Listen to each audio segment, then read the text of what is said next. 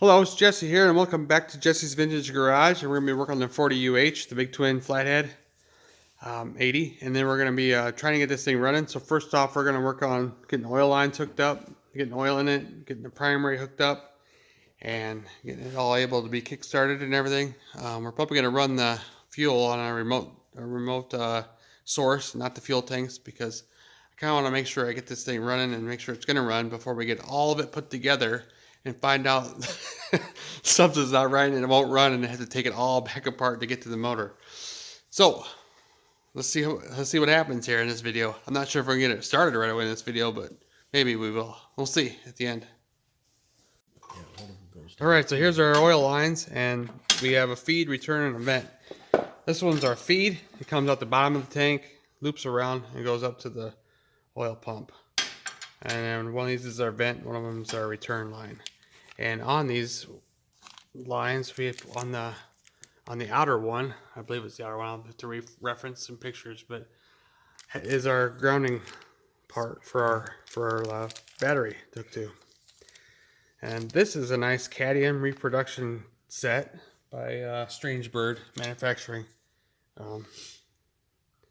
There it is right there. I kind of like that set. I also got a crossover for the fuel tank from them guys too, which was nice. So we're gonna work on putting this stuff on. Just got the return line hooked up down here, tightened up, and then we of course go to the oil tank from there. We got the ground battery cable hooked up to the clamp. It doesn't really say a specific spot for this, but all the pictures I've seen kind of shows it about midway down here, right below the head-ish in a way, on this line, on the line that's on the inside. But I think it's because of the wire length. Yeah, like he just said, the wire length too. Otherwise, if we would have ran up too high, like way up here, we wouldn't have got on the curve very well. And then the wire would be all long and hanging out over here like that. Head bolt gets in the way, curves. Yeah, so when we tighten this top one up, it pulls it in right off the head of that bolt and just clears it. You don't want it touching. And the same with down here. You don't want this line touching the frame down there. The frames were originally dented in that spot for it, so I was kind of, when this frame of course has that dent too, so now on to the last line. You got this one. So this is the vent line here we're going to put on next. And that looks like this one. Yep. So let's see how easy this one fits. The other two lines fit on there pretty dang good, so let's see how close this one is. This one's got to go behind there. We're going to have to take this off, though, because we can't get a wrench onto this. Oh, okay. That's got to go. I'll work on taking that off. Yeah. The little popper cap off there. You know it's the vent because it's coming out of the case. The return is coming out of the scavenger pump. That's a pump. And the feed line's going into the main pump here. So, well, here we are. We got the last line on. We had to bend it just a little bit to get it to line up perfectly up here, but otherwise this set went pretty much right on. And then we got this all the wires routed above the line and stuff, and then yeah, so I think we're sitting pretty good here, and we did it before the exhaust because I don't think that the exhaust would have made it any easier to put these lines on, because now this exhaust rear pipe comes out of here and down across. Well, before we go to the other side and start working on the rear chain and stuff, I didn't mention we got the seat on this thing. And this is a solo seat that would have been kind of correct from 1940 to well past 55 or so, but this one particularly is the 55 style solo seat because it has more cushion in it, more foam in it than the 40 to 54 style. So I kind of went with this style. I know it's not correct for 40, but I went with it because I felt like it'd be more comfortable. So kind of hoping that's going to be the case. So we're going to keep working on some more stuff here. We got the chain laying on here. It's kind of just like laying here. It's a natural finish, but it's all greasy right now. There's a lot of adjustments that have to happen yet, but it pretty much clears everything. This is a 530 X-ring chain, so it's a lot wider than the standard chain that would have came out in 1940. Whatever the thickness of the X-rings are. But yeah, we're gonna probably have to put the inner primary cover on and go with that adjustment too, and see where that lays, because we might have to move the transmission. And we were all the way back with our adjusters here, so we might have to go forward some, so before we start cutting any of these links. And we gotta get the chain guard up in there, so we're going to have to come in up through here and then set it down. It'll be fine. Maybe it was should have been one of them things we put in first, but for the wheel, but it'll work out that way. It fits. I got the inner primary sitting on there. Kind of got it all kind of like mocked up here, and this is all loose yet. Kind of. We got a reinforcement ring in here to make this part stronger and let it keep it from wallering out the shredded holes when this thing runs. And then we have the chain, the inner primary sitting outside the oil tank like you're supposed to, and there's clearance back here on this. Well, we're hoping anyway. It looks like there is on this big wide X-ring chain.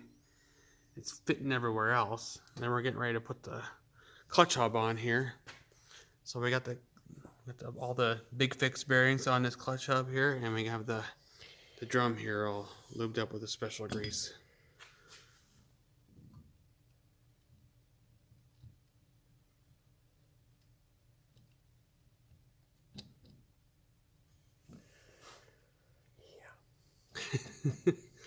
Hopefully it slides down and doesn't make it. There it went. Good. And then we're gonna use this just a clutch retainer or ramjet, whatever you want to call them. And then it's gonna slide in there. We had it kind of sitting on there before we greased it, but it looks like we're gonna be using setting number 1 on 3 of these, and they're all right across from each other like that. So.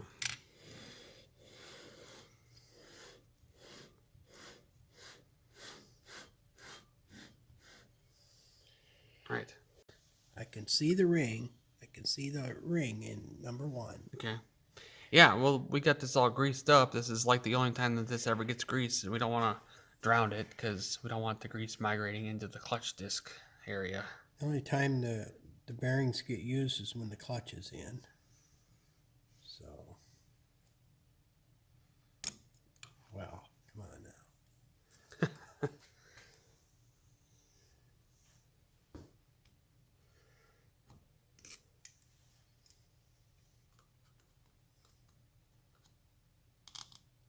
Wow.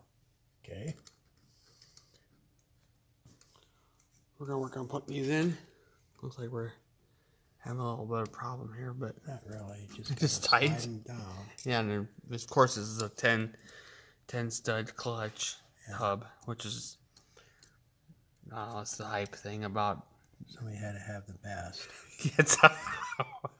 I wouldn't say that, but it's not considered the best. Maybe, I don't know. There's a 3 stud, 5 stud, and then there's this 10 one that's been kind of floating around now. And anyways, it's supposed to be able to get the most trueness and straight of adjustment with this 10. And then that's why the 5 came out. They got away from the 3 being a little bit wonky or whatever. The 3 works fine. It's all I've ever used. Well, we'll see what happens here. Well, this will be good. There's nothing wrong with it. It's just A lot going on. just got a lot going on. Yeah.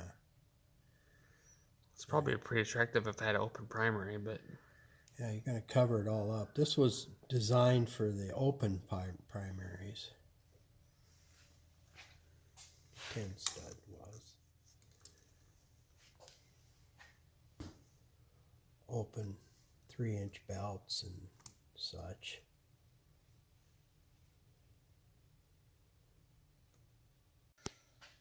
got the clutch in, and I got it kind of like mocked up back here, tightening it up because it kind of flexes a little bit, so we got to push it back as far as it can, and the clutch clears, and the drum and everything clears. and rotates. And we had the transmission set from way earlier, and they're kind of like lined right back up where we needed it to be. And we got the front pulley on and everything kind of like loosened yet. But when we go to check this, we want to make sure we can almost get 90 degrees. And we're pretty close to that. Yep. So we have this set, I think, where we want it at. So that means the rear wheel needs to move. We got to tighten this chain up. Yeah, So we're going to we're work on almost all the way back. We got to move it forward and then cut the chain where it needs to be. Yep. So we'll be doing that next. So we're getting ready to move this rear wheel and the links. I have a Harley document over there that says that all 1930 to 1954 rigid frames have 102 links, and FLs and FLHs from 55 to 57 rigid frames have 100 links, and then 58 dual glides changed again. So we're gonna go for 102 links here on this one, and then we gotta remove all this to be able to do this part here. Then we'll put this all back, final assembly. We're getting ready to cut this, and with this run the belt drive and stuff, it kind of puts everything in a different perspective than it would have if it was chain driven primary. So then the transmission's all the way forward, so that belt drive would work well. So we got it right where we want it. I'm not sure the link count, but this is where we need it at. So we're gonna cut here and then run our master link through here. Then we'll adjust the wheel to get the proper tension on the chain. So he's getting the chain breaker out right now, or the cutter, the special tool.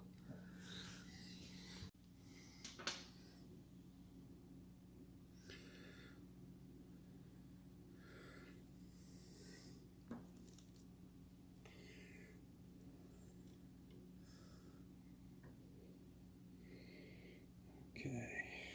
And the clip. Yeah, I know.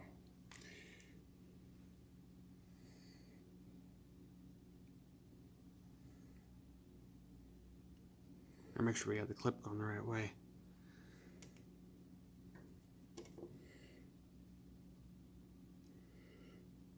I might have to squeeze it.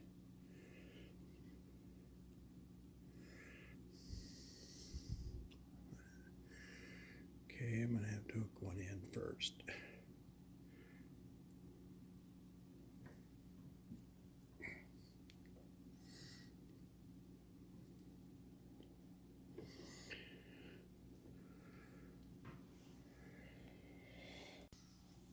We got the link hooked up here on the master link, and the clips trailing to the rear. So when when the chain goes forward, it can't come off if it comes in contact with anything. That's the whole theory of that, why it has to be like that. And now we're going to work on getting the right distance on these adjusters here. So we're going to measure from center of axle, I think was what we decided, from center of axle to like this nut up here, or this bolt up here on the transmission plate. If we can get to there, we have it on both sides. These are in the exact same spot across from each other. And the axle, of course, is line of 18 symmetry. inches. So 18 inches.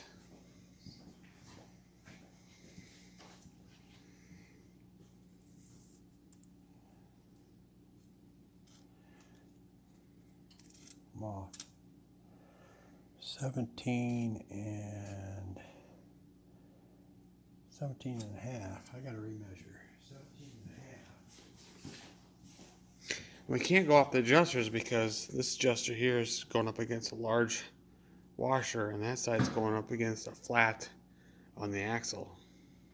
17 and So this theory isn't going to work. Yep, 17 and a half. So you got 17 and a half over there, and Yep, we had 17 and a half over here. yep.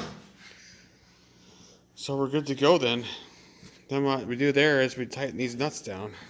It locks the adjuster. And then we can put this on. Yep, we tighten the axle down.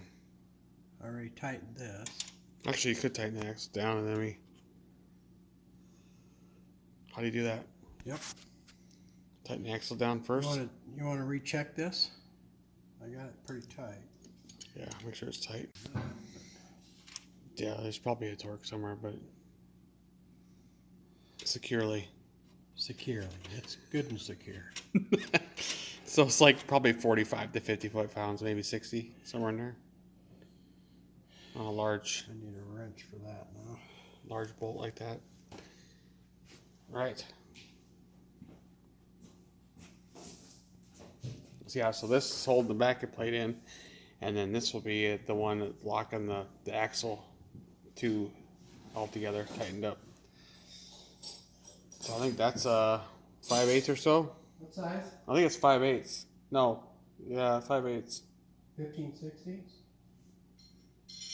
13/16? Yeah, let's try something. 3/4? I don't have it memorized offhand. I thought we just loosened it. Must have put the wrench away already. Bigger than 7/8. Oh, geez. Okay, I was way off then. Yeah. Here's 15/16. Yeah.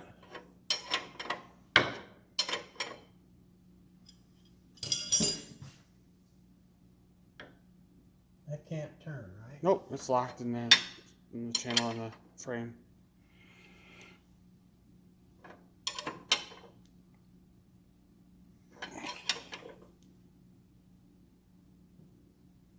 Okay. Secure. Alright, I think we have our tension on our chain pretty good. Do we? I don't know, it moves, but it's Kind of tight now. That changed when we tightened everything up. Dang it. maybe we need to loosen it up some more. Yeah, that's too tight. Yeah, it is. I had it looser. There we are. We got it readjusted again, and now we have 5/8 of play. So if you were to center this and push up on it, it'd be a difference of 5/8. So yeah. So it moves around. And one thing about rigid frames, this won't jump around and move around and stuff. And this so. chain will loosen up once it gets used a little. Right. I think this is ready for the chain guard, the belt. Yeah, the chain guard to go in. Belt guard. The chain guard. The rear final chain guard. Primary. Then we'll do the primary stuff again. We're here. Here's the rear chain guard, and this is exact duplicate of the 40 and older rear chain guard. The 40 and older rear chain guard has 3 rivets right there, and a seated nut at the end of it here, like welded to it or tacked to it or smashed to it somehow. Anyway, that's how it is, because in 41 they changed it to where they would run this kind of stuff. They would run like a spring and a bolt coming through, and then every roll pin and stuff hold it in the top. They help flex, but this being the 40 and this being kind of like how I want it set up, like 40 was, I'll be putting this style in. Okay.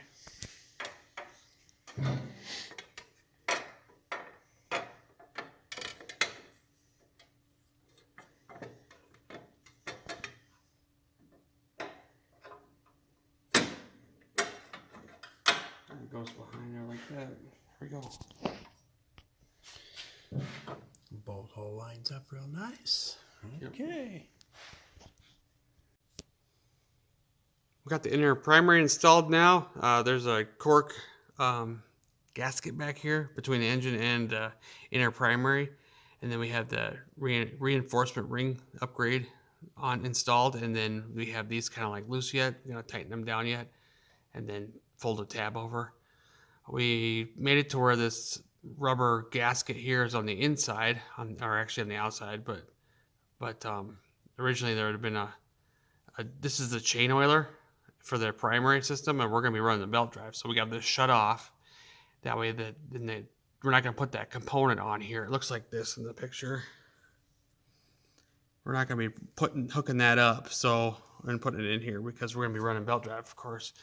But this is also, doing it this way, kind of smashed it in there, but doing it this way keeps stuff from coming into the primary here, and actually holds it into that hole. And instead of having it on this side, there would have been nothing here to keep it up against there tight. And then we have the bolt all hooked up here and the chain guard all installed. And then we have the bottom one down here tightened up, holding it to the frame. And then also we have this tightened up. And we were going to run this super nut we were talking about when we were working on the transmission in one of the other videos of the transmission. But we decided not to run this because this is actually needed for a real Harley fourth gear. And then unlike this transmission, it has we put the Andrews fourth gear in here and actually has a built-in O-ring that you can check that out in the transmission videos.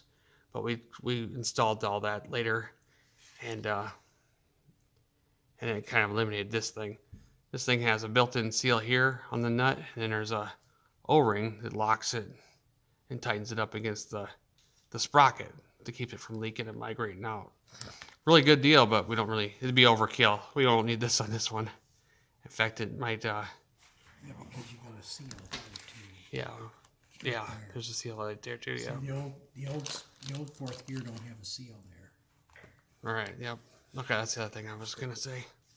I think we're ready to tighten these up and then get ready to put the hub on, the clutch hub on.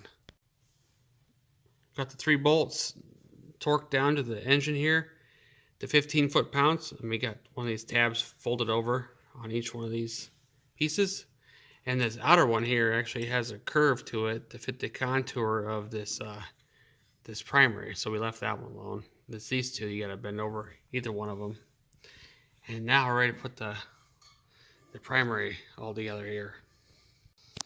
So we got the primary belt in there, and then of course the clutch hub and our front pulley.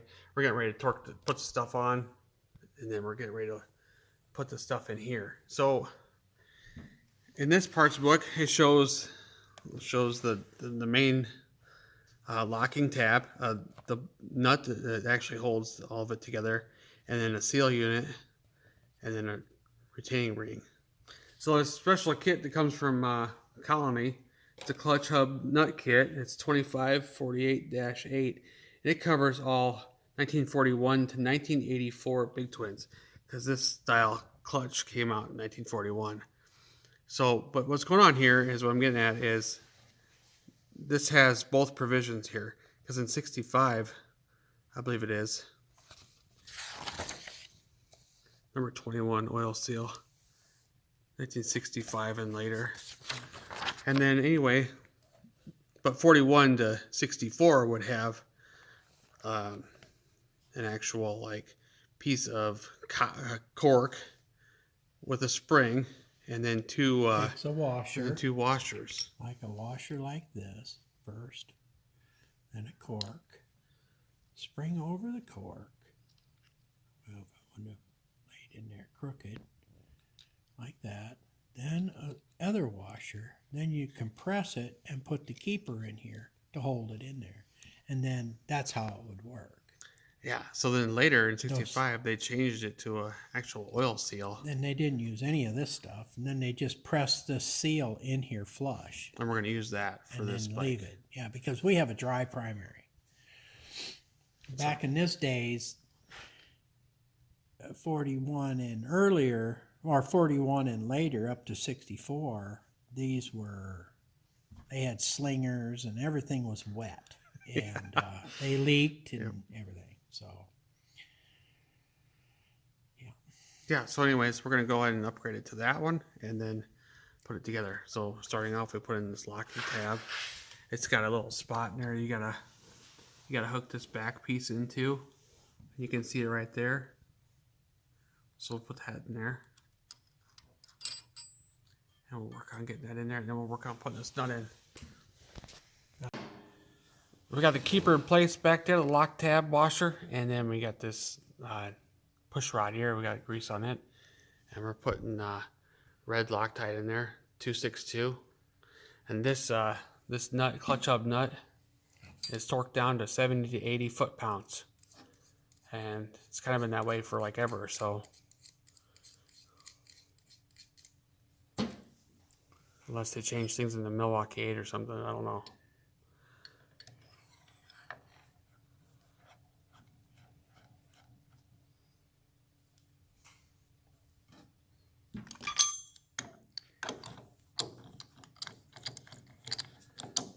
And our left-hand threads Yeah, always gets me.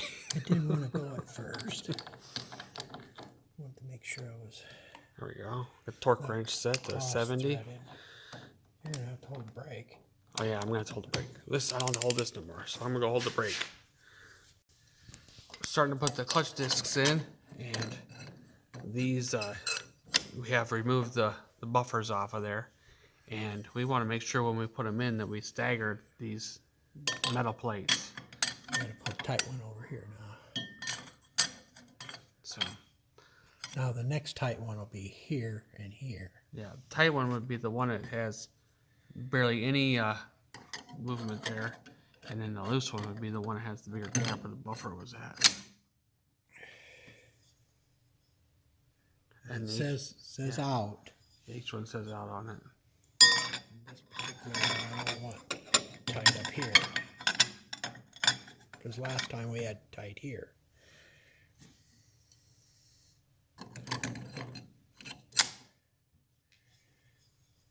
Out. Tight here.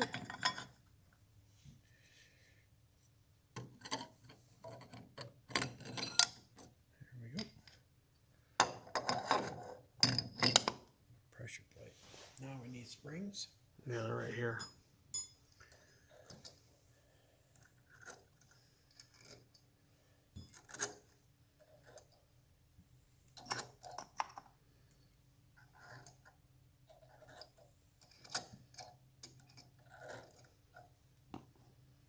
And we need a plate. I think it goes the other way. At least, Yeah. yeah, That's what I'm right. sorry. Yeah. Yeah. Wow. Hopefully we can start the nuts. Oh boy.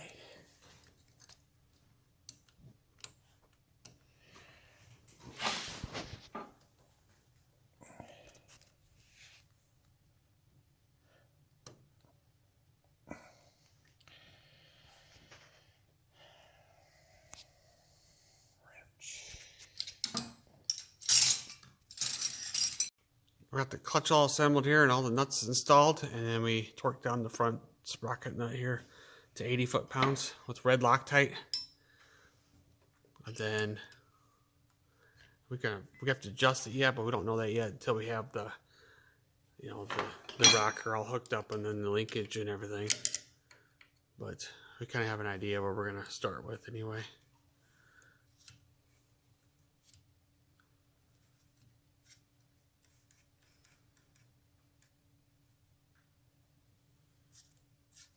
Does it half turn off after you touch it? Yeah. There we go. And I guess next up we'll put the rod on. Okay, we got the clutch rod installed here and to disengage, engage the clutch, and then we're It's disengaged right now. yeah, disengaged right now. And we're gonna check this for trueness and straight run out. It looks like it's pretty straight. I don't think we'll change anything here. Yep, looks good. Okay, so then the other thing is when we get this running, which will probably be in the next video because I think we're gonna come to the end here, but for now. But we want to make sure that this belt here, doesn't run to the inside. If it runs to the inside and starts tearing into that inner primary cover, we're gonna have a problem, and I probably will not be able to run a belt drive because there's like no adjustment left here, right? Yeah, well, you can't turn a transmission to make a belt run out or in. It should run fine, but we don't know. Right, we don't know. So This is old motorcycle, and things, yeah, you just don't know. We're gonna find out, so we're gonna leave the cover off until after we get it running. This belt should run it should try to run out towards this shield. yeah, and that's what the shield's for, to keep Yeah. it from coming off. Right now it's in a little, Like but a guide or shield or whatever you want to call it. Along with back here, this is actually a guide as well. right. But there's nothing to the inside. Right. They didn't put one of these on the inside over here to keep it channeled. Be nice if they did, but they didn't. Yeah, so anyway, hope you enjoyed everything on this, getting the primary kind of set up, and we installed the oil lines in the very beginning, and I think the next couple segments probably end up putting exhaust on finishing up our wiring by getting that regulator working, and then go from there. Maybe we'll start it up in the next video. It'll be exciting. Well, we'll see you again soon.